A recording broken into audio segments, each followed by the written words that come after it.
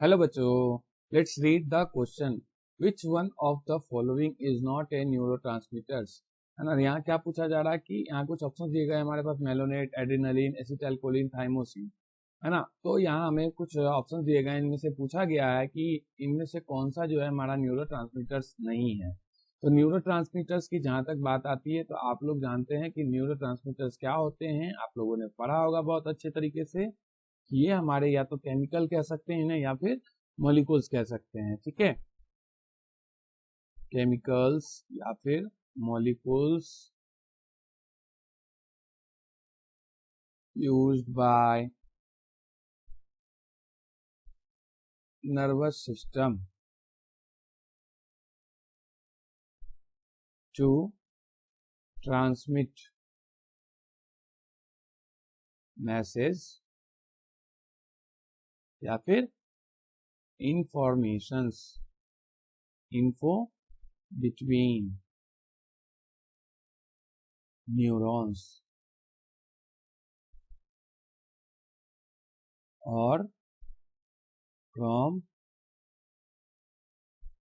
Neuron to muscle.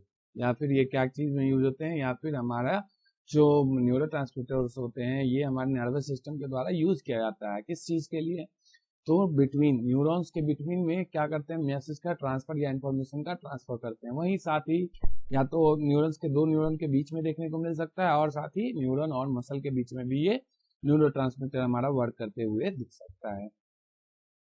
और इसके types की बात की जाए तो आप लोग जानते हैं कि टाइप्स जो होते हैं हमारे न्यूरोट्रांसमीटर्स के, वो दो टाइप के होते हैं, एक्जिटेटरी और दूसरा क्या होता है हमारा, इनहिबिटरी। यहाँ मतलब साफ हो जा रहा है इसके नाम से ही कि एक्जिटेटरी क्या करेंगे, एक्साइट करेंगे। एक्शन पोटेंशियल जो होगा वर्किंग ट्रांसमिशन का, action potential of transmission increases. ठीक है, वहीं क्या होगा, एक्शन पोटेंशियल क्या हो जाएगा, यहाँ पे इनहिबिट किया जाएगा। Action potential of transmission decreases. है ना, तो ये दो तरीके के हो गए। अब यहाँ कुछ ऑप्शंस देख सकते हैं आप लोग, malonate, adrenaline, acetylcholine.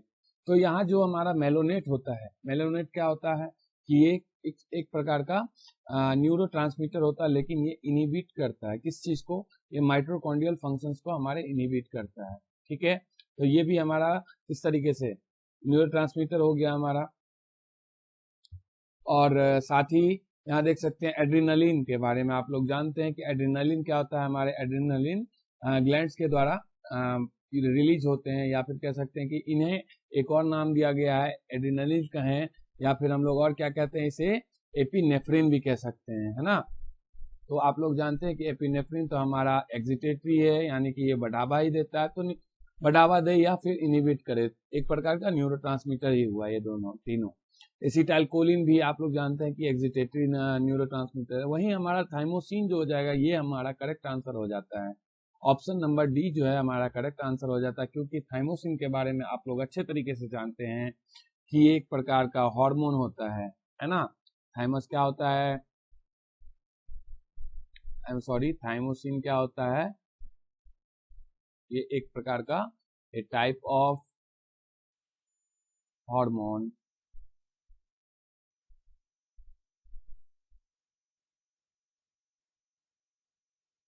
secreted by thymus glands।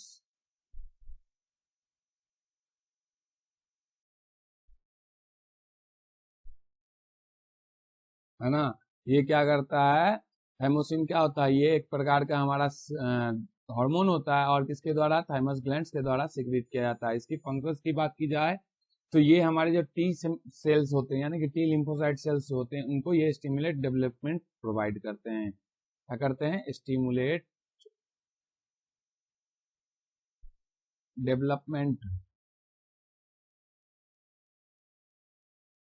Of T cells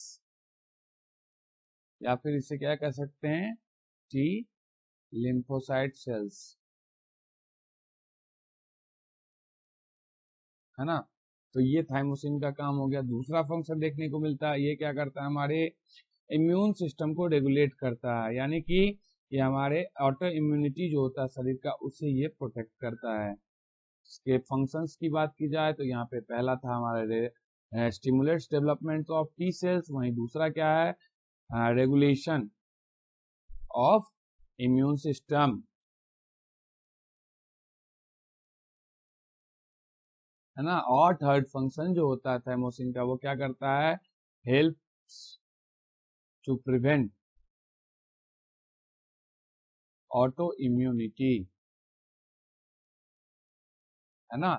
तो ये हमारा क्या हो गया, एक प्रकार का हार्मोन है। और हमें पूछा क्या गया है कि न्यूरोट्रांसमीटर नहीं है, यहाँ पे देख सकते हैं आप और क्वेश्चन में कि नॉट ए, तो इसीलिए हमारा ऑप्शन क्या हो जाएगा, ऑप्शन नंबर डी जो है बिल्कुल करेक्ट हो जाता है, थाइमोसिन, यानी कि ये एक हार्मोन है। और हम लोगों का आंसर हमें प्राप्त हो चुका है, मिल चुका है। आशा करते हैं आप लोग इस क्वेश्चन को अच्छे तरीके से समझ गए हैं। All the best and thank you so much.